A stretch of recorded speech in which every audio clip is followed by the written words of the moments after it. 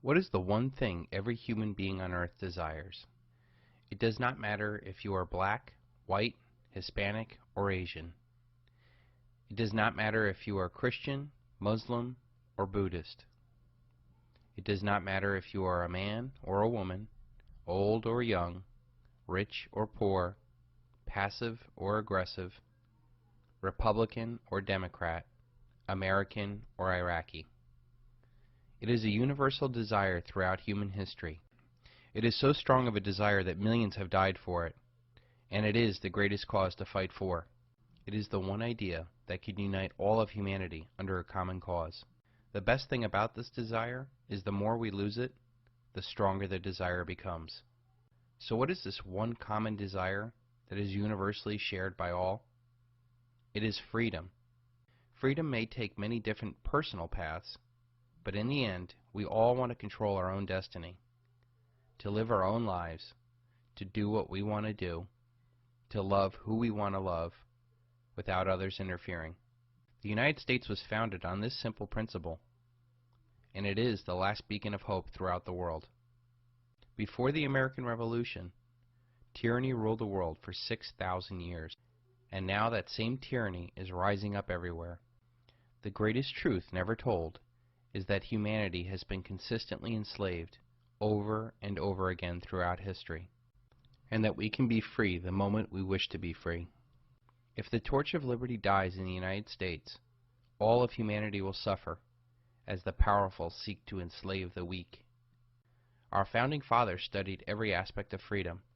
If we seek to be free once again, we must also study every aspect of freedom. With freedom as a uniting cause for all of humanity, we can set about rejecting the paradigm that is based on the spreading of debt and death, and that we can create a new paradigm where there is a level playing field for all to rise to their highest and best self. The American Founding Fathers encapsulated this idea under the founding principle of our right to life, liberty, and the pursuit of happiness. When we see that we have this one commonality throughout all of humanity, we must also recognize that we do not have the right to enforce our version of freedom onto someone else. If you truly want and believe in freedom, you must respect others' expressions of freedom. As long as their expression does not infringe upon your life, liberty, and the pursuit of happiness, we should be able to be free to do whatever we want. Things are speeding up. It took thousands of years to go through the agricultural revolution. It took hundreds of years to go through the Industrial Revolution. It took decades to go through the Information Revolution. Now we are on the verge of an awareness revolution, where humanity can finally use all the knowledge from all three revolutions to build something that resonates with what we are and what we are meant to be. We are at a unique period in human history where there is a very real chance that all of humanity will be free of the old world tyrannies and learn to respect and protect each other's freedoms. With the mathematically inevitable collapse of the dollar, all of humanity will be freed from consumerism, narcissism, and militarism. Once freed, humanity will have the knowledge, incentive, and the ability to communicate these ideas of freedom as a way forward. There will be no need to follow down the dark path of fear and coercion. Men and women of all races, ages, and creeds from all over the world can rally around the simple idea of life, liberty, and the pursuit of happiness. Believe nothing, no matter where you have read it or who has said it, not even if I have said it, unless it agrees with your own reason and your own common sense. Buddha. What you are about to embark upon is unlike anything else that you've ever experienced. We will set about on a journey that will take us through history and challenge everything that you've ever learned. The reason why this is going to be very different from any other educational experience that you've ever had is that I'm going to insist that you question and critically think about the information I am presenting to you. Do not accept anything I say unless you can confirm it and that it resonates with something in your soul. There, you will begin to become totally free. I do not claim to have all the answers, but I do seek to ask all of the questions. My hope for this project is that it becomes the intellectual foundation for a new era of humanity. We can reject the paradigm that is built on spreading debt and death. We can set about creating a new paradigm where people are free to play on a level playing field for all to rise to their highest and best selves. I have been influenced by many, and I do not claim to be the originator of most of the ideas I present to you. My unique ability is to bring together the big picture for all to see. This project is an all-encompassing educational experience that will tell you the greatest truth never told. The truth is that humanity has been enslaved over and over again throughout history, and that we can be free the moment we wish to be. This journey will be a dangerous one, in which, if I'm successful, will result in your old self dying, so that a new, totally free person can be born. All know the way, but few actually walk it. I have gone through this journey of awakening. I have lived the life of individual opulence, and I have lived the life of collective poverty. I now see the middle path very clearly, and it has led me to my highest and best self. This is, without a doubt, a life-changing experience, and if enough people grasp the concepts that I present, it could lead to a new era of humanity where freedom rings. Once you are aware of how the world really works, you will no longer be played the fool in your relationships, investments, and thoughts. I have seen that those that are most successful in life are not necessarily the smartest or hardest working individuals. For the most part, they were just in the right place at the right time. This project seeks to give you absolute clarity to take massive action in your life to prepare for the greatest paradigm shift in human history, the mathematically inevitable collapse of the dollar. This is not simply an American struggle. This is a struggle for all of humanity. And I want to be absolutely clear. I do not just want to scare you and feed you full of doom and gloom. There is a way out, and I would not bring you on this journey if I had not made it through myself. If I could leave you with one piece of advice before we continue on, it is something I came up with that helped me tremendously throughout my own journey.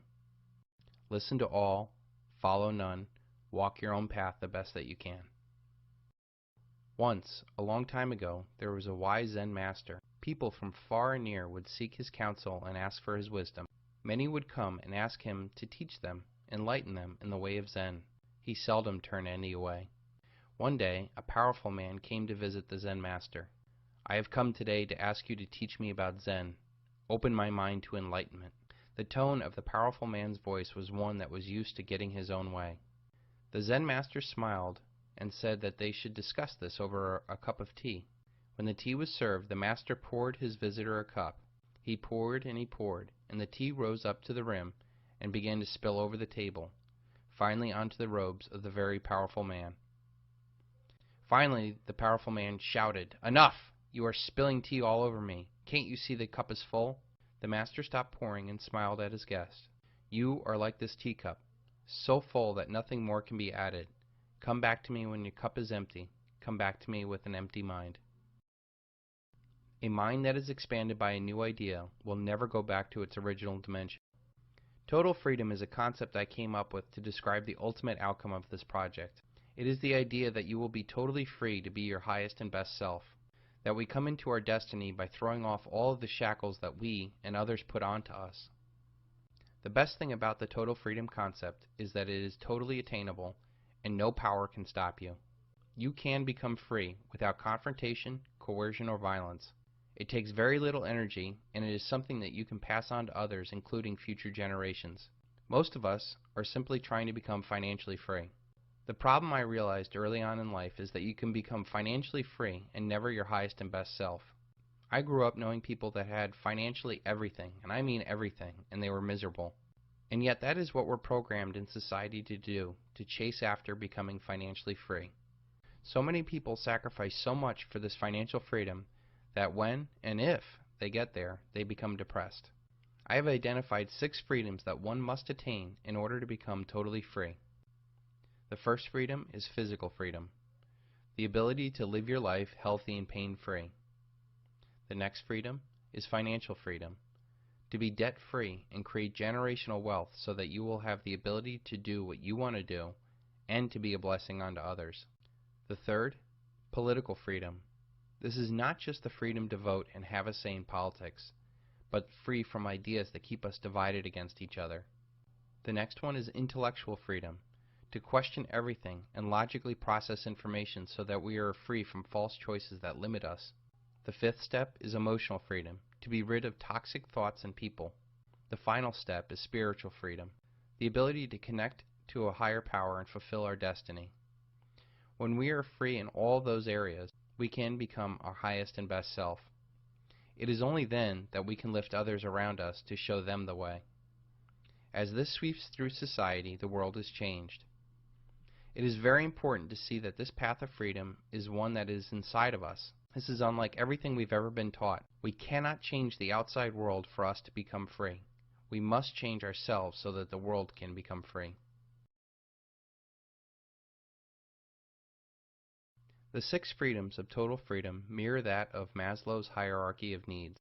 Maslow's hierarchy of needs is a theory in psychology that was proposed by Abraham Maslow in his 1943 paper, A Theory of Human Motivation. Maslow's hierarchy of needs is often portrayed in the shape of a pyramid, with the largest and most fundamental levels of needs at the bottom, and the need for self-actualization at the top. The most basic need is for survival. The body produces real physical reactions if it does not get food, water, air, or sleep. Once the basic needs are met, safety becomes the most important need. The need for personal and financial security becomes most important. Without the physical security from violence or the financial security from economic safety, you cannot become concerned with the next level of human need, which is love and belonging. Once these 2 basic needs are met, you have a firm foundation to become emotionally involved with others. This can come in the form of friendship, intimacy, and family. With the acceptance of a loving community, a person now has the ability to move on to his next need of self-esteem. This level allows the person to have self-respect or confidence independent of what others think. This also shows in a more narcissistic lower version where a need for constant praise and respect of others. What a man can be, he must. Abraham Maslow. The final step is self-actualization. This is a point where a person can rise to their highest and best self, where they can express their true self and their unique talents and abilities. These 5 needs mirror the 6 stages of total freedom. You need to become physically free in order to become politically and financially free. You must be emotionally free in order to become intellectually free. Once you have that intellectual freedom, then you can then set about connecting with the spiritual freedom to become the highest and best self and find out what you were meant to be.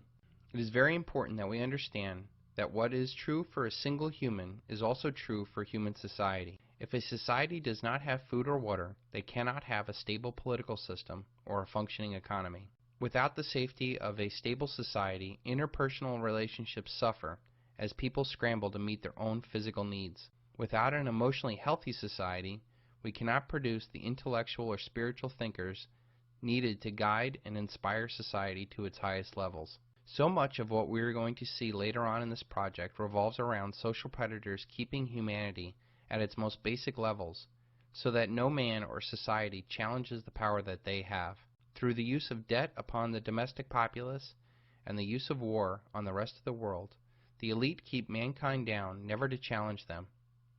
Let me read you a quote from an article about the United States using debt-free money and how it could bring world peace and eventually bring down the elite of its time. Quote, "If the mischievous financial policy, which has its origin in North America, shall become endurated down to a fixture, then that government will be able to furnish its own money without cost. It will pay off debts and be without debt. It will have all the money necessary to carry out its commerce. It will become prosperous without precedent in the history of the world. The brains and wealth of all the countries will go to North America. That country must be destroyed, or it will destroy every monarchy on the globe." That is from the Times of London, 1862, just before the Civil War. Do you now see the power of total freedom? Our greatest power is to focus the mind on one thing for an extended period of time. Albert Einstein. I think, therefore I am. This is a classic question about our existence. But what kind of existence do we have if we don't think? Unfortunately, in most of our existence, we do not really think. Thinking is hard to do, and that is why so few do it. When we let others make decisions for us, we lose our power and our control. We are eventually controlled by others who do think.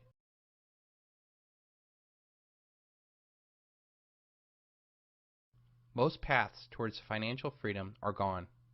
The stock market, the housing market, and small businesses are collapsing. The job market is the worst since the Great Depression. Entire industries and professions are being wiped away. Life savings and equity are gone, just when you need it the most. We are under a tremendous amount of stress, mental, financial, political, emotional, and even spiritual stress. We know that this is not the life we are meant to have, and yet it seems that there is no way out. Every inch of your body is telling you something is really wrong. Every way out seems to bring us right back to where we started, trapped. As a country, we are economically bankrupt, intellectually bankrupt, morally bankrupt, spiritually bankrupt.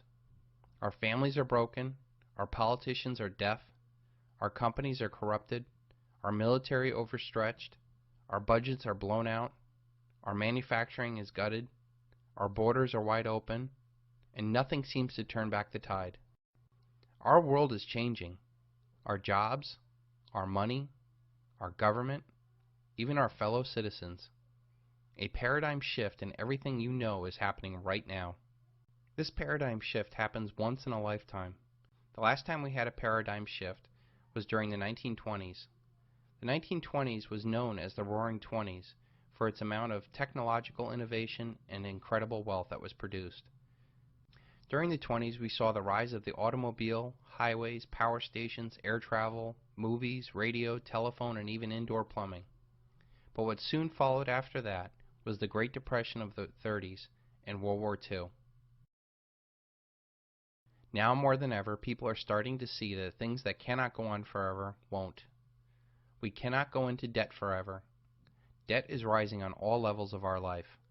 Federal, trade, state, local, personal, corporate, student, mortgage, credit card, automotive debt is at all-time highs. We cannot have 100 trillion of unfunded liabilities. We cannot keep 0% interest rates and print money without destroying the dollar. We cannot continue to have rising health, food, and fuel costs. We cannot have endless, senseless wars and over 700 American military bases overseas. We cannot have 85 million baby boomers retiring at the same time to start taking from the generational Ponzi scheme. We cannot have manufacturing shipped overseas, 20% plus unemployment, and 45 million people on food stamps. We cannot have wide open borders with 25 million illegal immigrants. We cannot have half of Americans obese and 27 million Americans on antidepressants. We cannot continue to have banker bailouts, high-frequency trading, or flash crashes. We cannot have just-in-time delivery that only allows 3 days worth of food and 7 days worth of fuel. We cannot continue having failing schools indoctrinating our kids. We are living at a unique period in human history, and all things that cannot go on forever won't. This period will end, and it will result in an unimaginable upheaval in every aspect of your lives. In fact, I'm willing to bet that if you're here right now, it already has. The bad news is, it is unfortunately going to get much worse before it gets any better. The good news is that you are here today, and it is not too late to become aware of the big picture and start preparing to thrive and not just survive. Things that cannot go on forever won't. It has a mathematically inevitable end. Our debt-based monetary system must create more debt every year in excess of the debt and interest accrued the year before, or it will completely collapse. I will cover this very important fact in much more detail later, but it is essentially we must inflate or die. We are reaching a mathematical end of this paradigm, which will either end in a hyperinflationary depression or an outright default. I have a very good idea on how this will play out and what to do about it, but for now let's concentrate on the fact that it cannot go on forever. The irresistible force paradox asks what happens when an unstoppable force meets an immovable object. Our way of life is dependent on the absolute necessity of creating more debt every year, and it is an unstoppable force that drives humanity. The immovable object is the natural limit to the world. There's only a certain amount of resources that all this money can chase after. There is also a limit to the amount of wealth the top 0.1% can accumulate without tipping the world into revolution. There is also a limit to the amount of lies people will believe to keep the system going. The immovable object, in short, is reality. You can ignore reality, but you cannot ignore the consequences of reality. Ayn Rand. The dollar collapse will be the single largest event in human history. This will be the first event that will touch every single living person in the world. All of human activity is controlled by money, and no money has been so prevalent than the dollar. Our wealth, our work, our food, our government, even our relationships are affected by money. No money in human history has had as much reach as the dollar. It is the de facto world currency. All other currency collapses will pale in comparison to this big one. All the other currency crises have been regional, and there have been other currencies for people to grasp onto during the crisis. This collapse will be global, and it will bring down not only the dollar, but all of their fiat currencies, as they fundamentally are no different. With the collapse of currencies, it will lead to the collapse of all paper assets. Paradigms are like operating systems for societies. They are a set of rules and principles that we all collectively operate under. Our current paradigm operates under the ability to create unlimited amount of money and debt, which funds the world's largest military empire, which provides a forceful peace upon the world and protects all trade. This allows corporations to harvest the world's resources cheaply. It provides for cheap energy and the ability to exploit the world's labor, which leads to massive paper profits, leading to more debt money to be created. This cycle reinforces itself until it eats itself. When the paradigm exhausts itself, those that are in control of the paradigm will violently defend the status quo. Those that do not benefit from the current order will seek to create a new paradigm. The paradigm shift is the result of these two forces colliding. This paradigm shift will affect every aspect of your life. Your relationships, your finances, your health, your security, even your faith. This paradigm shift is a natural cycle throughout history. All societies have seasons where they are born, grow, mature, and die. It is as predictable as the seasons of spring, summer, fall, and winter, or even our own birth, growth, maturity, and eventual death. There is nothing scary about it, as it is inevitable and it is natural.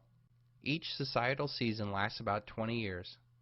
Every 80 years, our society goes through this life cycle. We began our current winter cycle on September 11, 2001, and it will not be over until the end of this decade. 80 years before this winter of society, we faced another life-or-death struggle known as the Great Depression and World War II. 80 years before that, we faced the Civil War. 80 years before that, we faced the Revolutionary War. Once again, we will face a massive paradigm shift, and nowhere is it written that the United States will go on. Our only choice is to first be aware and then prepare for this reality.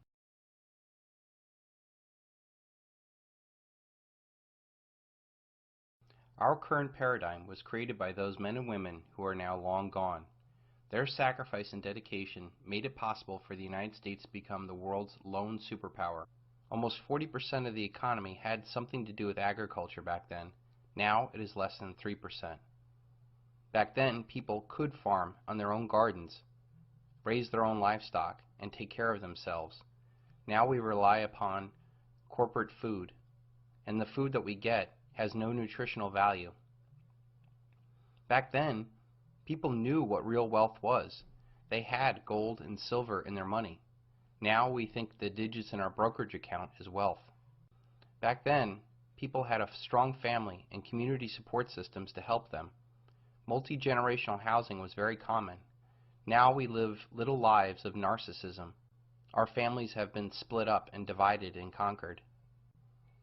Back then, people had strong spiritual strength. Now we have chemically induced denial. Back then, people were of fit body and strong mind. Now we're obese and willfully ignorant. Back then, people had a classical education to help them figure things out. Now we have to wait for answers. Back then, people had a real economy. Now all we have is a consumer debt economy. Back then, people did physical activity for fun. Now we have entertainment that turns our minds and our bodies into mush. Let's take a few seconds to look at some of the faces of the Great Depression. Look at the faces of these people and ask yourself, do you think that if given a chance to do something different than the path they chose before the Great Depression, they would? Do you think that these people were aware and prepared for a collapse? Do you think that they had the mental or physical assets in place to deal with this new paradigm? Do you think that you are better than these Americans? If you think it's hard to hear your child cry when they don't get their way, wait until they can't get food. If you think it's hard to get a job in this economy, wait until there is no economy. Can you imagine strapping all your family's wealth into a car and then traveling across country with the hopes of actually finding a job? Right now, the average American is actually worth less than a Bangladeshi peasant. The reason why is because that peasant does not have trillions of dollars worth of debt tied around their necks. They may be poor, but they're not in debt. The very real world coming takes a lot of effort and patience to succeed, and that is something that our society is in short supply of. While tent cities are popping up here and there, the real crippling of poverty is just getting started. The generation that made it through the Great Depression would often say, "We didn't have much, but we had each other." This stands in stark contrast to today, where we have so much, but no one to share it with. We can survive anything together, but when the average American family has been divided and conquered, we have very little hope. The generational support system has been ripped from our human experience, and it is a key of getting back on our feet. Emotionally tough people can make it through anything. They can move on and adapt. But emotionally weak people break because they've never been challenged. Those that have been bred to thrive in a collectivist paradigm, to do as they're told and not ask questions, will be left destitute when there is no one to tell them what to do as the paradigm collapses. Only those with the power of critical thinking will be able to adapt to this new reality. Physical poverty is one thing, but mental poverty is quite another. Everything you know is probably dependent upon this paradigm. Ask yourself this question: what real value do you have to a post-dollar collapse environment? How many men sacrificed time with those that mattered, chasing after an illusion that failed them the moment they reached for it? Think about all those things that we work so hard for, and how quickly they can become worthless when the paradigm collapses. McMansions and Ponzi scheme retirements are the real dream, while now the only dream that they have is about the real relationships and opportunities long gone. Men will be split from their families as they seek opportunities far and wide, and women will have to endure not only their world falling apart, but trying desperately to shield their children from a harsh new reality. How many mothers do you think are going to sit and regret that they did not prepare themselves or their children for a collapse? How many wish that they had not wasted their time and energy and money chasing after things that mean nothing? After all, how important is fashion, soap opera, and reality TV? Perhaps the most famous picture of the Great Depression was of Florence Owens Thompson, taken by Dorothea Lange. Dorothea Lange wrote in her notes from the 10-minute photo shoot, 7 hungry children, the father is a native Californian, destitute in pea pickers' camp because of their failure of the early pea crop. These people had just sold their tires to buy food. I did not ask her name or her history. She had told me her age, and that she was 32 years old. She said that they'd been living on frozen vegetables from the surrounding fields and the birds the children killed. Those that did not see this coming won't know what to do when it gets here. Jim Poplava. Let's look at the differences in the paths to success for the generation that overcame the Great Depression and what we have now. Back then, hard work, honesty, and reputation were the paths to success. Now, for the most part, it's about speculation, the scam, the quick buck. Back then, having a large, supportive family system was a way of getting ahead in the world. Now, it is about avoiding marriage and children, for they become a burden. Back then, it was what you know. Now, it is who you know. Back then, it took innovation to get ahead. Now, it takes marketing. Back then, we built factories. Now, we offshore those factories. Back then, it was all about running a tight ship. Now, it's all about bailouts. Back then, when people invested, they invested with equity and had partnerships and cared about the outcome of the investor. Now, it is about debt. Perhaps the biggest difference between the two generations is that the generation that made it through the Great Depression believed in delayed gratification and sacrifice. Now, all we have is instant gratification. We have been collectively bought off and silenced with our lifestyle. We buy now and we pay later. Our lives are about daily distractions, our work, sports, soap operas, elections, celebrity gossip, fashion, personal dramas, etc. After this paradigm shift, there will be no American middle class. When the music stops, that is where you and your family will be for the better part of your life, either at the top or at the bottom. For the most part, Most Americans will be taken completely by surprise. They will go through shock, anger, resentment, depression, and eventually, poverty. Only a small few will be ready. They will be educated and prepared and ready to thrive. It is said that men go mad in herds and only come to their senses slowly and one by one. Charles Mackay. Most people do one of two things when they start thinking about a paradigm shift. Some dismiss it out of hand and say that it can't or won't happen, and blissfully go on completely unaware. Others that start to think about it become like deer in headlights, unable to process all the possibilities of that reality. The reality is that the majority of the people who do consume this knowledge will not do so until after the collapse. This project is really made for them. I believe that understanding the collapse from those that predicted it is far better than following the Pied Pipers that blindly led us into this catastrophe. Those that did not see this coming should have no say in what to do after it happens. This project is an intellectual assault on the paradigm we now live in, and it also provides an intellectual foundation for a truly free paradigm.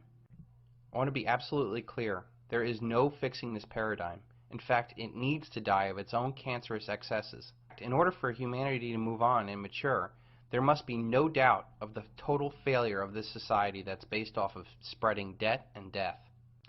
This project will make you aware of exactly how we came to this collapse, the men who created, perpetuated, and profited off of this paradigm, the ideologies that restrained humanity, and what exactly we can do to prepare for the collapse and also to rebuild a new society after the collapse. We will see an era of tremendous upheaval, after which we will have either a new Dark Ages led by fear or a new Renaissance where humanity will be free to become its highest and best self. In short, this paradigm can either be something to fear or something to prepare for. So what does it take to be ready? The answer is very simple. You have to have an open mind. Fear of the unknown is always worse than the reality that we face. Think about the scariest horror movie you've ever seen. The first time you watched that movie, you weren't necessarily afraid of the blood, the screaming, the axe murder. What you were afraid of was the unknown. Not knowing when they were going to jump out of the closet, not knowing what was going to happen next. But even the most scariest horror movie, when you watch it the second time, it becomes less scary because you know what's going to happen. And what if we went a little bit further and then we actually watched the behind the scenes and how the movie was made? Your big break in TV. Welcome to prime time, bitch. What if you could see the actor that was playing the bad guy? Welcome to prime time, bitch. Having fun with the director. To get out. That's why you shouldn't be hauling ass in that lane. It's very dangerous. And that all the blood that you saw was all just fake corn syrup. And that the mask that you were afraid of was just a rubber mask. Or that the set that gave you such fear was actually a backlot studio. You might actually learn so much about that movie that the next time you see it, you can actually laugh at what once scared you. Well, think about what's going on now. The horror story is the end of this paradigm, the dollar collapse, the end of the world as you know it. And yet the only reason why you're really afraid of it is because you don't know what's going to happen. I can tell you, the more you study it, the less fearful you'll become of it. The more you can prepare for it, the further ahead of the curve you can get, the better chance of success that you're going to have. And that once you get through this knowledge and understand how it happened, why it happened, and where it's going to end, you can actually start looking forward to a new paradigm. We are constantly fed the exception and never the norm. When we are encouraged to play the lottery, we're told about the one winner and not the millions of losers. When we're encouraged to buy insurance, we're always told about the young father who left his 2 children behind, but not the millions of fathers that lived every day. When the government wants to scare us and manipulate us, they tell us horror stories of mushroom clouds and men in caves with box cutters. These scary stories are told to us like we are children, only so that we run to our rulers to protect us. The reality is, these scary stories are nothing compared to the freedoms we give up. Those that would give up essential liberty to purchase temporary safety deserve neither liberty or safety. I intend to take the fear out of our future so that we can make mature decisions about what we need to do to become totally free. I prefer dangerous freedom to peaceful slavery. Thomas Jefferson. This project is based off of a very simple principle that I came up with. When you are aware, you can prepare. I believe that when you see the big picture and understand how you are manipulated, finding the best path for you becomes very simple. You cannot become aware unless you rebel against everything that you are now. It starts with simply putting your foot down and saying no more. You must commit yourself that you will no longer be played the fool for somebody else. You will start by doing what is best for you and the ones you love. You will search for truth, wherever it is, and let that search be your guiding light. That simple little rebellion of your mind is just a spark for a much greater fire of enlightenment. You will be reborn a man or a woman that is totally aware, completely free, and fully alive. One thing I like to use is something called a decision matrix. A decision matrix is a tool to help people understand two possibilities and how best to prepare for it. In this case, we're talking about the collapse of the dollar and the paradigm that it supports. In the first scenario, if nothing happens and the paradigm continues and the person does exactly what they've been doing, life will continue as is, slipping further down the chain every year. This paradigm does not benefit those that just blindly go along with the system.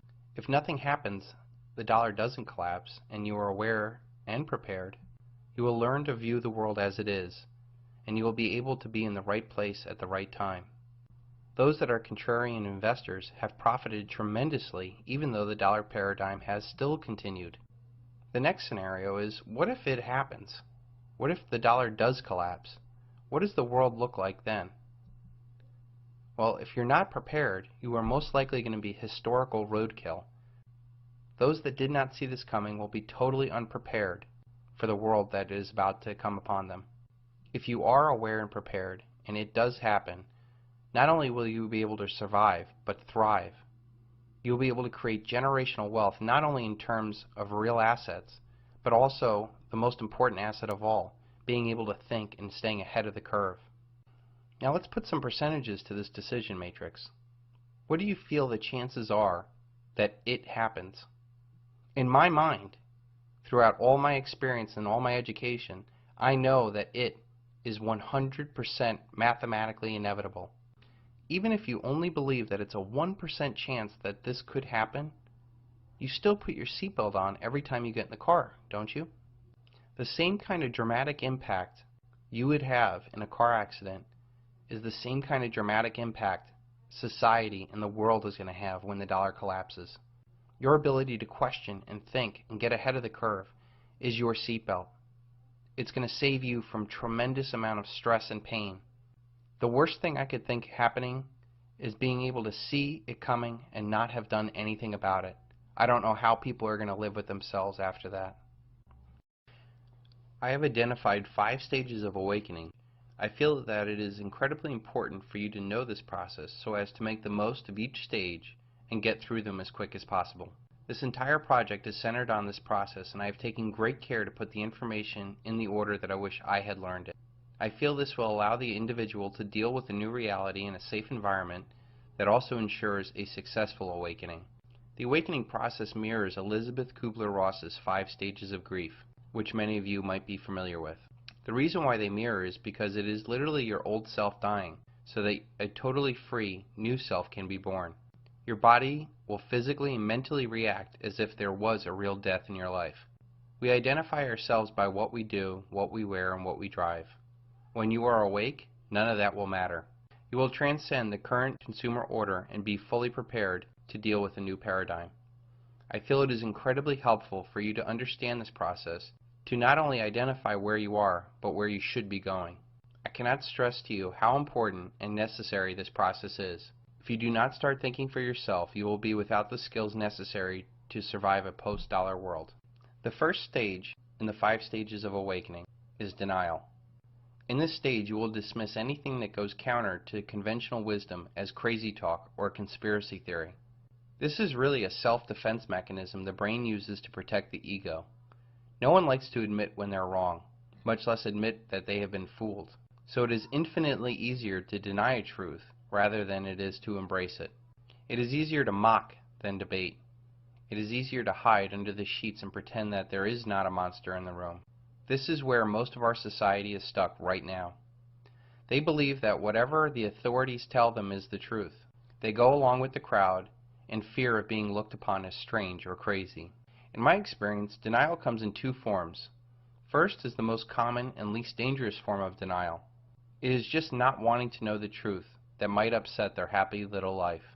This innocent denial of ignorance is bliss mentality is held by so many Americans who think that things are going swell for them, so why ruin it with the truth?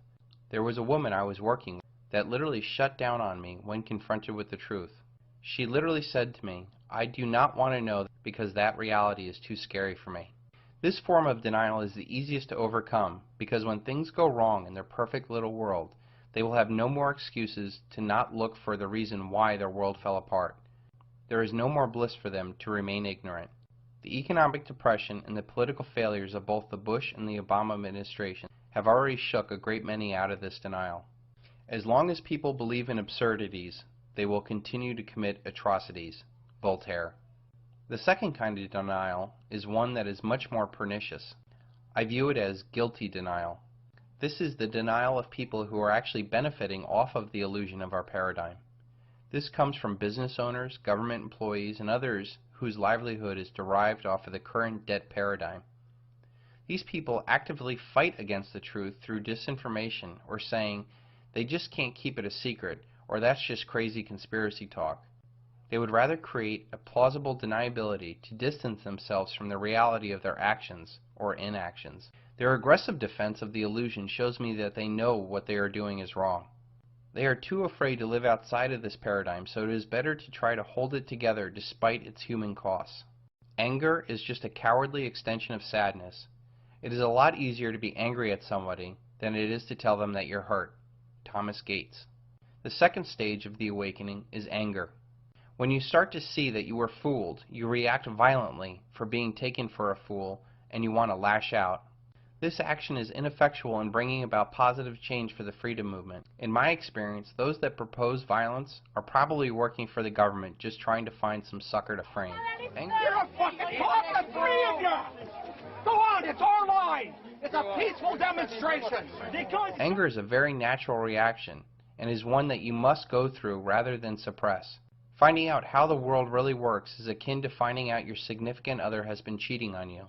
You may have remained faithful to what this country was about while atrocities were committed behind your back. Anger is just covering up the fact that you are really hurt for being taken advantage of. This stage is often the shortest, but it is also the one with the most energy is expended. In my anger stage, I redirected my anger to fuel an intense amount of research into making sure that I was never fooled again. It eventually led to the creation of this project. The third stage of the awakening is called bargaining. After you calm down, you start to reach out to anybody who will listen to tell them what is really going on. This is the most annoying stage of the awakening process. And remember that you are reaching for people who are still in the stage 1 of denial. You end up ruining Christmas parties talking about World Trade Center 7 or kids' basketball games talking about the Federal Reserve. By reaching out and sharing, you are not really trying to awaken people. You are really looking for help. By reaching out, you are seeking guidance or structure in your own search for truth. You know that there is something wrong. You know that you can't go back to your ignorance. Without clarity, you cannot move forward, and this naturally leads to the next stage of depression. The fourth stage of the awakening is depression. Now that you've reached out to everybody and nothing seems to happen, depression sinks in. You start saying, "It's too big. What could I do about it?" The worst kind of depression that permeates the freedom movement is the arrogant attitude of, "I know it all," or "Screw everybody, I don't care." This is the most painful stage and the hardest one to get out of. Human happiness comes from progress, and yet progress in this journey seems to suck you further into a hole. Unfortunately, there's no way around this, yet it is absolutely necessary that you go through it. I must not fear. Fear is the mind killer. Fear is the little death that brings total obliteration. I will face my fear. I will permit it to pass over me and through me. And where it has gone, I will turn the inner eye to see its path. Where the fear has gone, there will be nothing. Only I will remain. Frank Herbert. The fifth and final stage of the awakening is acceptance. This is the point where you now become comfortable with the oncoming reality and you actually take active and positive steps to prepare for this. This process of making wise choices for yourself and others will yield massive positive personal results. These positive results will reinforce your actions and bring about more positive change in your life. People will start to notice the light in your eyes has returned as confidence returns. They will now ask you what had happened to you, and those that once did not want to hear the truth will be ready to listen. This is ultimately where we all need to be, both personally and as a movement. I really feel the reason why I've been so successful at waking people up is that I do not try to scare them and depress them. Trust me, I can write doom and gloom with the best of them. Fearmongers do not want you to logically think. They want emotional reaction to their preconceived notions. I do try to motivate, encourage, and enlighten people in order to take the first step into their highest and best self. This journey is the most important one you'll ever take, and it is the only hope to ever becoming what you were meant to be, free and independent. We have already seen most of humanity does not really think, and that most of our lives is controlled by men who do think.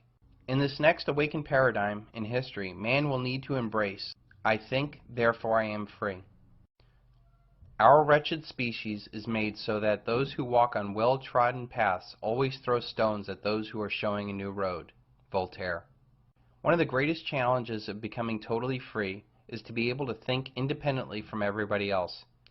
You know instinctively that no one cares about you as much as you care about yourself. Yet we consistently listen to others about what is best for us, instead of thinking about what is best for us. That is because we live in a world where everybody tells you what to think, but no one tells you how to think. We are blasted every day with advertising, financial sales pitches, political media propaganda, religious dictates, and more social pressure to conform. Most of our lives we don't really make any decisions. We just kind of fall into a routine. You see, when you do not really think, you leave your mind open to those who do think. The real and most often unnoticed danger is a class of predators manipulating societies for their own selfish benefits. If you go along to get along and not think outside the box, you risk being caught in the undertow of a doomed society or worse. The next revolution will be one of ideas, and it is one where you are going to have to be able to think outside of your cell. It will require you to see that we are all one, and that divide and conquer holds us back from our highest and best self. It will require you to see the perceived values we place on status, wealth, and other distinctions are false. It will require you to see that individuals are more important than the collective. It will require you to see that we must not sacrifice the future for the present. It will require you to see that the ends do not justify the means. There is no goal worth the wholesale slaughter of millions and the debt enslavement of billions. It will require you to see that this revolution cannot take place by forcing others, by protesting, or by forming any organization. It must come through a change within each and every one of us. The mathematically inevitable collapse of the dollar will bring about the greatest challenge that humanity will ever face. It will require an unprecedented transformation of the human condition. It is not the strongest species that survive, nor the most intelligent, but the ones responsive to change. Charles Darwin. We will cast aside these incredibly destructive forces that have been piled up for decades, spreading debt and death throughout the world in the hopeless effort of sustaining the unsustainable. Only then can we create a new way of life based on freedom. That transformation starts only when you as an individual begin to be aware of yourself in every thought, action, and feeling. As humans, we naturally look at anyone outside of our group or worldview as dangerous and to be shunned. This has served us well when we lived in a tribal, small community dynamic. Now we are systematically and scientifically misled in order to serve the interest of others. We need to look outside of our own little world for answers if the community is headed for collapse. Have you ever seen crabs in a shallow bucket? If you put one in a bucket, it can easily get out. But if there's more than one crab, any crab trying to get out will be pulled back into the bucket by the rest of the crabs. This is how the collective works. It forces individuals to conform so that the collective may survive. And that is our society.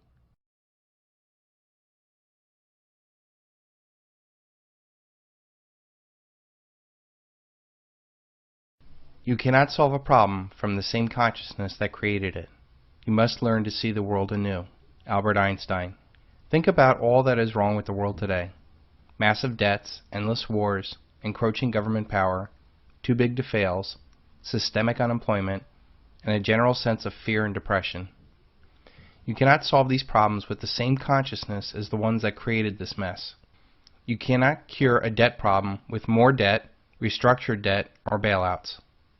You cannot solve war with more war, cyber war, proxy wars, or covert wars. You cannot control the power of the government with new politicians, laws, or lobbying. You cannot solve unemployment with more funding for education, more regulations, or strikes. In order to solve these and all other problems that plague our society, you need to create another consciousness. The men that own and control our world know that so long as humanity either actively or passively has the same consciousness as them, their power is secured. They know that as long as humanity remains short-sighted, narcissistic, meddling little people searching for instant gratification, those at the top have nothing to worry about. It is only when we become caring, logical, and independent people with the opposite consciousness that we can effect real change upon this world. Think of when you were a teenager trying to establish your independence. You might have huffed and puffed around the house to get what you wanted, and depending on what kind of parent you had, that might have worked. When you think about it, you didn't really want a car or to stay out late as much as you wanted your independence from your parents' paradigm, to do what you wanted to do, to make your own mistakes, to be free from others controlling you. This is what we want in all of humanity. To live our lives, to love who we want to love, to do what we want to do without others interfering in our lives. Most teenage rebellion is misguided and often never really results in any true freedom, since they never change the consciousness of the dependent state. And parents never solve the problem by not changing the consciousness from the controlling state. Even the most well-intentioned parent really has no clue of what will make their child happy. So why bother trying to control them? As long as they're not in mortal danger, parents should just let go. The child can only begin to find out what will make them happy by following their passions independent of their parents. Slamming the door, yelling, or the quiet treatment will not result in you gaining any real power. The only way for you to gain true freedom of your parents is to become independent of them, to think and provide for yourself without their help or even approval. That is what becoming an adult is all about. Your parents probably did not respect you as an adult until you acted independently from them. Even that might not do it. But regardless if your parents respect you for your independence, you know that you can survive and thrive outside of their paradigm, and all of their attempts to control your life are now rendered useless. Some parents might still try to control you, but they usually get relegated to holidays and only in a symbolic fashion, because you know you don't have to listen to them anymore. Don't believe them, don't fear them, don't ask anything of them. Alexander Solzhenitsyn. Think about what you are really upset about in the world today. It could be war, taxes, the government encroachment on our privacy, or whatever. You'll waste time hacking at the branches and not the root of the problem. What you really want is your freedom and independence and to be left alone. The fundamental reason why any formalized group effort like Occupy Wall Street or the Tea Party will fail is that it is a collective effort against a collective problem, one of the same consciousness. You cannot beg for power. You need to be independent of power. Sending good people in to reform a state is like sending virgins in to reform a whorehouse. Anonymous. The game is rigged, and nothing will change with elections, protests, editorials, Occupy movements, or Tea Parties. They are important, but they will not change the system. The boomers tried to rebel in the 60s against all that was wrong in the world. There's a time when the operation of the machine becomes so odious, makes you so sick at heart, that you can't take part. You can't even passively take part. And you've got to put your bodies upon the gears and upon the wheels, upon the levers, upon all the apparatus, and you've got to make it stop. And you've got to indicate to the people who run it, to the people who own it, that unless you're free, the machine will be prevented from working at all. They lack the mature wisdom to guide them to the root of their problems and to become a real threat to those that seek to control them. If you want to become a real threat to the system, act independently of the system. This is essentially what a responsible citizen must do to a repressive government. Slamming your door at your parents' house is the same as a million-man march. You think it is a show of power, but those that are in charge think it's a cute but meaningless exertion of power and do not fear it in the least. Let them march all they want, so long as they pay their taxes. Alexander Haig. You must physically, financially, politically, intellectually, emotionally, and even spiritually Remove yourself from their control. The most potent weapon of the oppressor is the mind of the oppressed. Stephen Biko. You cannot change the world to make yourself happy or free. You must change yourself to make the world happy and free. Be the change that you wish to see in the world.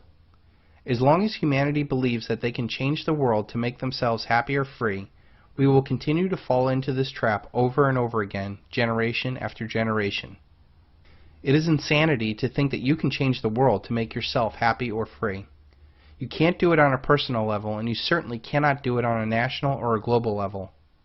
Think about your own family. You share the same race, religion, education, and so on, yet there's constant disagreement. I can't even control my 3-year-old son. So what makes us think that we can somehow change the world with 7 billion people with different outlooks and motives on life?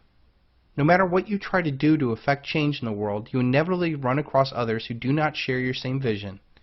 And because they come from different experiences, education, and awareness as you are, they will naturally become an opposite force. They will naturally push against any effort you have, and this ultimately devolves into a middle-of-the-road solution that leaves no real change, a lot of wasted time, energy, and money. This also gives power to the parasitical middlemen that manipulate both sides to their advantage. True independence can only come from within. We knew this on some level when we were teenagers, but we fell for what the world and our masters offered as freedom. College degrees, big houses, fast cars, consumer products, shallow relationships, or gurus. This inevitably leads to debt, frustration, and an empty hole in our lives, which we usually do not fully realize until we are way past our prime, wasting the best part of our life. The only thing in the world that you really can control is you. So stop trying to change others. Be the change that you want to be in the world. It is very important to know that we also have no right to enforce our version of freedom and happiness onto others. No matter how much you feel you are right, people must come to their own decisions on their own terms and timetable. When we focus our time, energy, and money on working on our own personal freedom, we will not only see real effective change, we will show the way for millions of others to follow. When you are truly free, you'll be strong, happy, and independently powerful. Your power does not come at the expense of others or control of others, and therefore cannot be stopped. True generational wealth is when you can learn how to become totally free and pass that freedom on to others.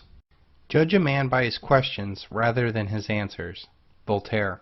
The point completely. Not important to get children to read. Children who want to read are going to read. Kids who want to learn to read are going to learn to read. Much more important to teach children to question what they read. Children should be taught to question everything. To question everything they read, everything they hear. Children should be taught to question authority. Parents never teach their children to question authority because parents are authority figures themselves and they don't want to undermine their own bullshit inside the household. Kids have to be warned that there's bullshit coming down the road. That's the biggest thing you can do for a kid. Tell them what life in this country is about. It's about a whole lot of bullshit that needs to be detected and avoided. When you are aware, you can prepare. Our societal structure is broken. The Industrial Revolution took the father out of the house. The Consumer Revolution took the mother out of the house. It now takes 2 or 3 incomes to support a family now. Who is left to shape the minds of our children? Who benefits from this? Cui bono? Our society is mass-producing pathological narcissism on a massive scale. Fascination with fame and celebrity, fear of competition, the inability to suspend belief, shallowness and transitory quality of personal relationships. Who benefits from this? Collective power does. We know deep down that we are not getting ahead. We are presented with saviors who never change the system or solve the problems. Our future is not certain. My generation will be the first American generation to not live as well as the previous generation. This, unfortunately, has been designed to happen this way. We have been programmed all of our lives to shut out personal choices and conform with society. This could come in the form of a parent's authority, school's rules, social pressure, or the government laws and regulations. By the time we are adults, we have a self-regulating prison of our mind. We recognize the symptoms: self-doubt, low self-esteem, lack of motivation, and lack of original ideas. We think we know the cause of these problems: parents, education system, the media, the boss, etc. But in reality, they're just victims of the same dynamic. I'm going brown! Oh, okay. Yeah. I don't know, you'll probably be about as good as I was. That's kind of the way it works, you know, and I was below average. You know, so, whoa. So you'll probably ultimately rank somewhere around there, you know, so really, you'll excel at a lot of things, just not this. I don't want you out here shooting this ball around all day and night, all right? All right. Okay? All right, go ahead.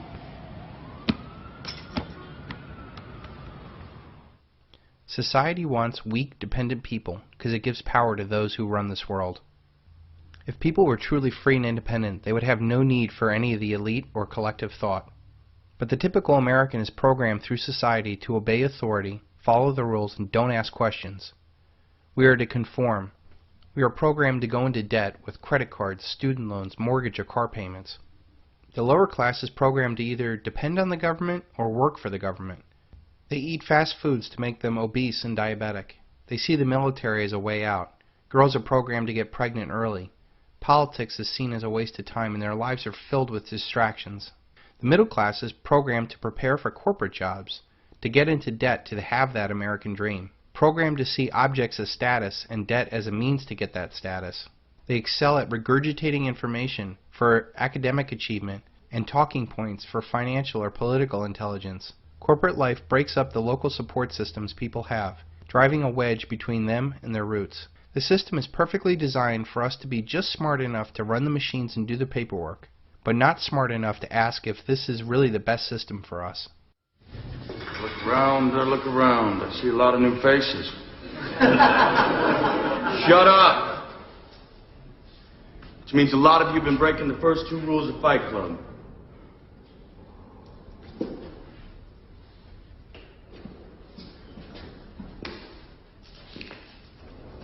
Man, I see in Fight Club the strongest and smartest men who've ever lived. I see all this potential, and I see it squandered. God damn it, an entire generation pumping gas, waiting tables, slaves with white collars. Advertising has us chasing cars and clothes, working jobs we hate so we can buy shit we don't need. We're the middle children of history, man. No purpose or place. We have no great war, no great depression. Our great war is a spiritual war. Our great depression is our lives. We've all been raised on television to believe that one day we'd all be millionaires and movie gods and rock stars, but we won't. We're slowly learning that fact. And we're very, very pissed off.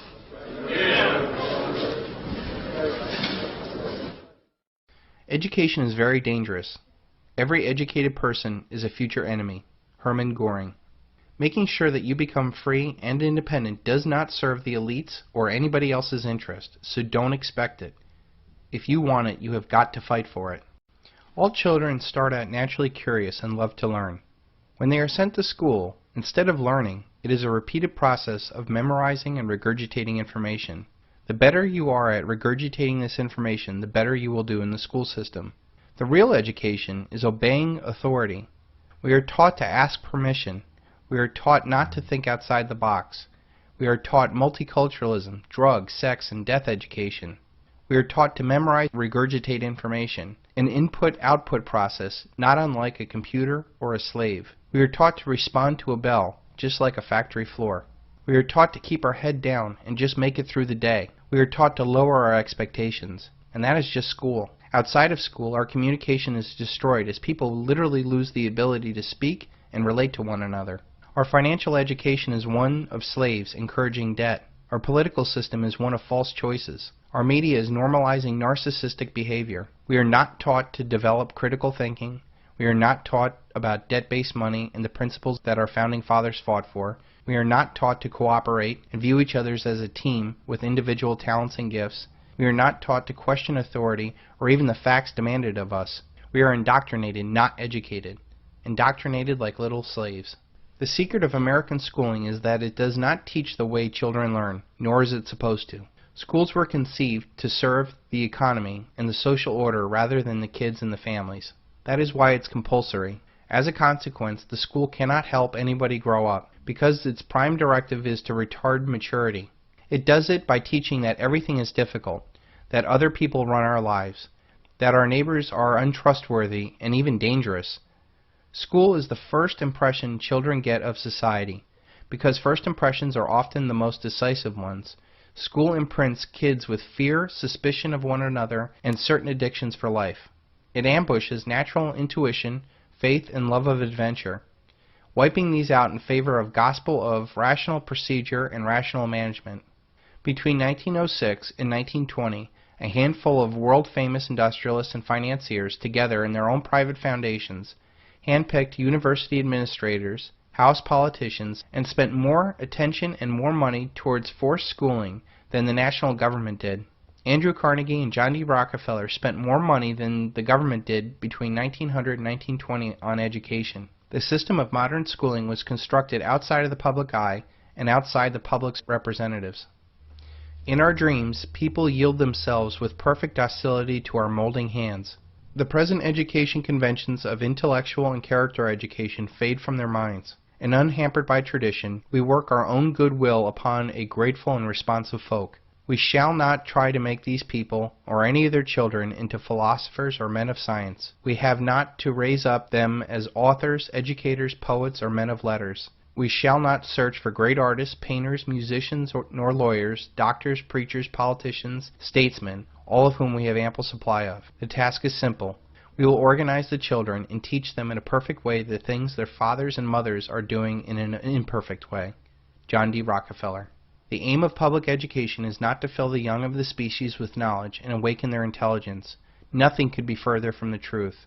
The aim is simply to reduce as many individuals as possible to the same safe level, to breed and train standardized citizenry, to put down dissidence and originality. That is the aim of the United States. H. L. Mencken. This lowest common denominator citizen is most useful in a corporate, military, or a welfare state.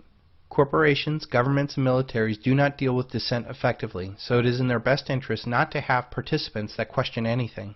When I joined the Marine Corps, they didn't beat around the bush about this idea. In boot camp, they wanted instant and willing obedience to orders. Everywhere else in your life, you will learn the same lesson, only more subtly, and this is why military men are most sought for corporate jobs. Education should aim at destroying free will, so that after pupils left school, they shall be incapable throughout the rest of their lives of thinking and acting otherwise than their schoolmasters would have wished. Bertrand Russell. Our education system is centered on an input-output process of information. Our success or failure depends on our efficiency of taking what the teacher tells us and then regurgitating that same information onto an exam. Those that are able to blindly regurgitate information the best are rewarded with higher grades. They are told that they are smart, when in fact they are just thoroughly indoctrinated. This input-output process is no different than a computer or what a slave does. You give it a command, and it just does it, without question. This system was carefully created to mold us into what we are today. The masses blindly flow through this education system and naturally fit into centralized systems that want good, little, obedient workers who take orders without question. We all know that person who is very smart, or indoctrinated, that excels in a corporation, military, or government job, and yet they lack any real street smarts to see what's really going on in their lives. When you understand that their mind only functions on what they are told, it becomes clear to you that they are only able to be successful in a centralized system where taking orders is a way of life. I think, therefore I am. It is a classical philosophical statement on human consciousness and existence. But what about the people who do not really think? Do they really exist? This input-output mindset is reinforced outside of school and the career world. Our society is all about what is popular. From early on in our lives, we are pressured into doing what's popular and not what's best for you. This is a way a collective gets individuals to sacrifice what is unique and special about themselves, to become the lowest common denominator in a group that really doesn't care about you at all. The most brilliant propagandist technique will yield no success unless one fundamental principle is born in the mind constantly. You must confine itself to a few points and repeat it to them over and over again. Joseph Goebbels. When you look at our news or political debate, it is driven by talking points where they are repeated with such accuracy it's scary. Talk show host Conan O'Brien may be about to push the envelope on late-night television. Conan O'Brien may be able to push the envelope on late-night television. Conan O'Brien may be about to push the envelope on late-night television. Conan O'Brien may be about to push the envelope on late-night television. Conan O'Brien may be about to push the envelope on his late-night television. Conan O'Brien may be about to push the envelope on late-night television. Conan O'Brien may be about to push the envelope on late-night television. Conan O'Brien may be about to push the envelope on late-night TV. Conan O'Brien may be about to push the envelope on late-night television. Conan O'Brien may be about to push the envelope on late-night television. Conan O'Brien may be about to push the envelope once again on late-night TV. Conan O'Brien may be about to push the envelope on late-night television. Conan O'Brien is looking to push the envelope on late-night television. Conan O'Brien may be about to push the envelope on late-night TV. Conan O'Brien may be about to push the envelope on late-night television. Conan O'Brien may be about to push the envelope on late-night television. Conan O'Brien may be about to push the envelope on late-night television. Conan O'Brien may be preparing to push the late-night envelope. Intellectual debate in this society somehow passes for those who can scream their talking points the loudest over the other. This is done purposely to get a confrontational, emotional reaction from the indoctrinated, and to dissuade the logical and independent thinker from even entering the debate. Through this process, the collective is intellectually safe from any challenge to its power. Do your thoughts serve to free you, or simply to make you freely serve? These talking points are created by people who do think about how to control societies. They weave this input-output slave thought into an Hegelian dialectic that they control. They essentially have a society that bickers over issues that have no real importance on the real power of the world. They use hot-button, emotional issues like abortion or gays in the military to divide and conquer us, while they laugh all the way to the bank, march us off to the war, and destroy our Constitution. What about those of us who did not do well in this indoctrination environment? I was one of those kids that did not do very well in school. I knew from a very early age that what was being pumped into my head was not what was going to make me a better person. I knew that the most successful people that I knew did not have jobs or went along with the crowd, yet our school teaches us to get jobs and do what we are told. I knew that our school system wanted me to learn about sex, drugs, death, multiculturalism, much more than issues that would have driven my success like economics, history, and psychology. They wanted me to drone on senseless and boring topics instead of inspiring me to a higher, better self through art, music, and philosophy. What they were really teaching me was to keep my head down and deal with their system. These days, those that are restless in this indoctrination environment run the risk of being drugged. This is the result of the indoctrination of humanity into the same consciousness of those that own and control our world. This is the HTV-2 hypersonic bomb that can travel at 20 times the speed of sound and strike anywhere in the world in under an hour with the impact of a nuclear bomb without the fallout. Each of these bombs costs $69 million and is designed like all other weapons to control others. After it is used, it leaves us poor, other people dead, and more power and profit to those that made it. There are only two kinds of people in this world, those that want to be left alone and those that won't leave you alone. Humanity has spent so much time on how to manipulate the world, and relatively no time asking why. Would have humanity been vastly better off if we did not tax, steal, inflate our economic activities to pay for a $1 trillion military empire, to dominate the world's resources, to create unlimited debt and power for the elite that control our world? Or should we have just left the world alone, free to pursue whatever desires they wanted to do, and just took care of ourselves? Well, if you're indoctrinated into the belief that you have the right to inflict your view of the world onto others, then this is the weapon for you. You now have the ability to spread debt and death faster than anybody else in the world. You just better hope one day that somebody doesn't think that they have the same right to inflict their version of the world on you. We have a world today that has awesome technical knowledge to be able to develop a $69 million hypersonic autonomous kamikaze bombs that can strike anywhere in the world within minutes, and yet we have a society that cannot become conscious to the fact that they are slaves living depressing, malnourished, narcissistic little lives. Some would say that we need this indoctrination to make the world work, and that squatting on a mushroom thinking about man's relationship to the universe will never get us to the moon. Well, who cares if we can technically watch a 3D, 80-inch high-definition TV, instantly downloading the latest Kardashian show, dressed in a Prada spacesuit, while driving a Mercedes moon buggy on the moon? On your deathbed, will you be thinking about all the technical things that you were able to do, or the idealistic relationships and passions you did not pursue? I can tell you what Steve Jobs wished for. He wished he could have gotten to know his kids better. I never let schooling get in the way of my education. Mark Twain. And besides the fact, most of the great inventions that improved our quality of life were created by men that had none of this indoctrination. They were free thinkers and tinkerers who loved learning in a non-formalized environment. They pursued their God-given talents and desires for the betterment of others. Jonas Salk cured polio by following his passions and talents, and then he gave away the vaccine to the world without patent. He became the change in the world he wanted to see. Hell, there are no rules here. We're trying to accomplish something. Thomas Edison. And what are we really technically teaching kids today?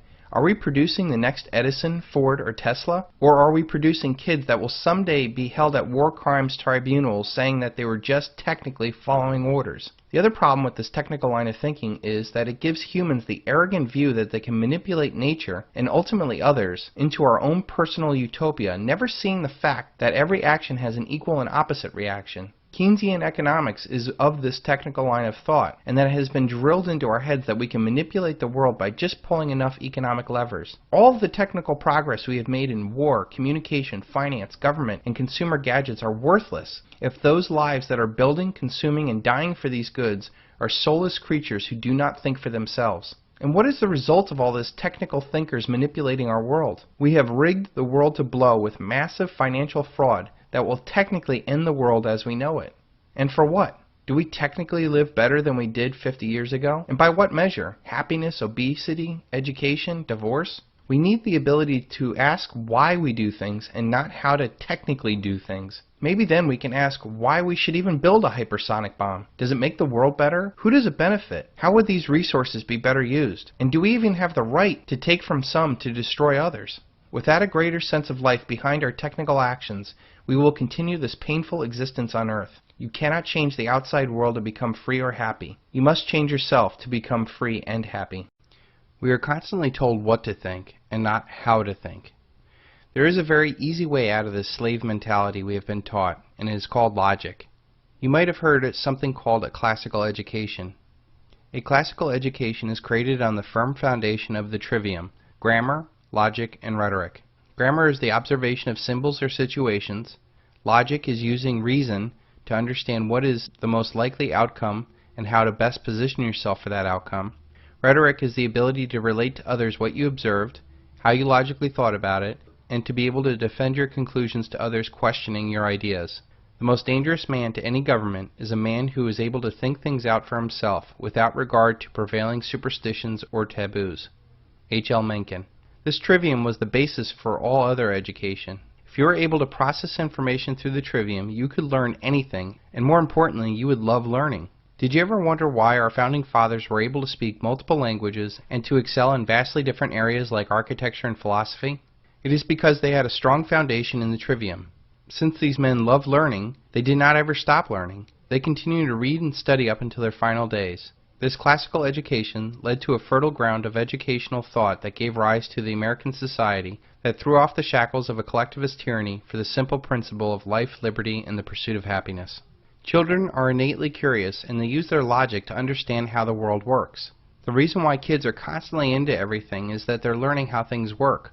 Over time they learn that if they drop a glass, it will break. If you ever wonder why your kid's depressed at school, it is probably because they know that they're being indoctrinated into being a slave, and on some level they know it. If you wonder why your kids don't like you, it's not because they don't really like you, they just don't want to end up like you. Dead-end job, poor relationships, poor money situation. In our society, we are taught to hate education and avoid it after school. Our society makes it real easy to be ignorant, and even subsidizes the behavior. What luck for rulers that men do not logically think. Adolf Hitler. This three-step process is vastly different from the input-output process of our current education system.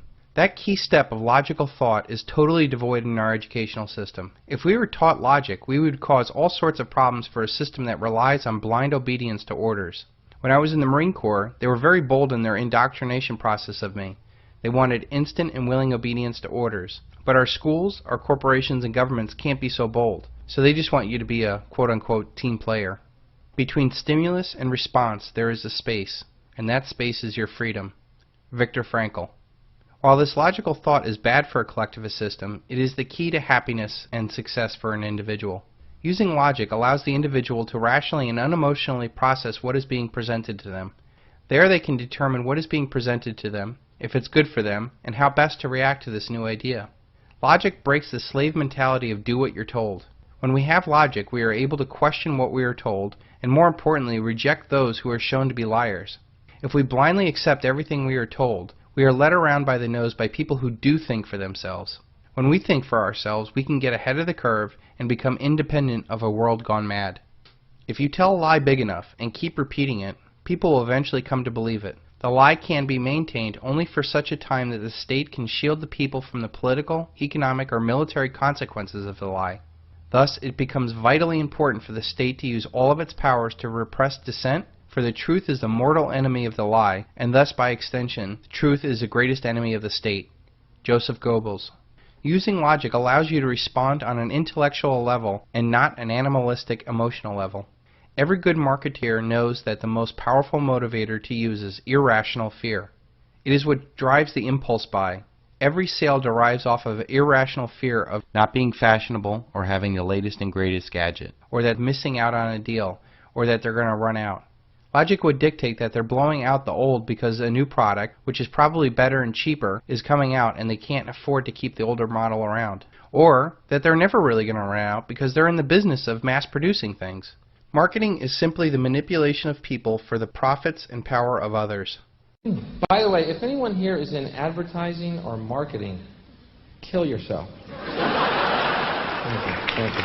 Thanks. Just a little thought. I'm just trying to plant seeds. And maybe one day they'll take root. I don't know. You try. You do what you can. Kill yourselves. Seriously, though, if you are, do. No, really. There's no rationalization for what you do, and you are Satan's little helpers, okay? Kill yourself, seriously. You're the ruiner of all things good. Seriously. No, this is not a joke. It's going to be a joke coming. There's no fucking joke coming. You are Satan's spawn, filling the world with bile and garbage. You are fucked, and you are fucking us. Kill yourself. It's the only way to save your fucking soul. Kill yourself. Plant the seeds. I know all the marketing people are going, he's just doing a joke. There's no joke here whatsoever. Suck a tailpipe, fucking hang yourself, borrow a gun from a yank friend. I don't care how you do it. Rid the world of your evil fucking machinations. Whatever, you know what I mean. I know what all the marketing people are thinking right now, too. Oh, you know what Bill's doing? He's going for that anti-marketing dollar. That's a good market. He's very smart. Oh, man, I am not doing that. You fucking evil scumbags. Oh, you know what Bill's doing now? He's going for the righteous indignation dollar. That's a big dollar. A lot of people are feeling that indignation. We've done research. Huge market. He's doing a good thing. God damn it, I'm not doing that, you scumbags. Quit putting a goddamn dollar sign on every fucking thing on this planet. Ooh, the anger dollar. Huge. Huge in times of recession. Giant market. Bill's very bright to do that. God, I'm just caught in a fucking web. Ooh, the trapped dollar. Big dollar. Huge dollar. Good market. Look at our research. We see that many people feel trapped. If we play to them and separate them into the trapped dollar, how do you live like that? I bet you sleep like fucking babies at night, don't you? What'd you do tonight, honey? Oh, we made arsenic childhood food now. Good night. Yeah, we just said, is your baby really too loud? Yeah, the mums will love it, yeah. Sleep like fucking children, don't you? This is your world, isn't it? Memorization and regurgitation of ideas is brainwashing. Critical thinking is freedom. How can we solve problems created by soundbite politics with more soundbites? We need logic to understand and to process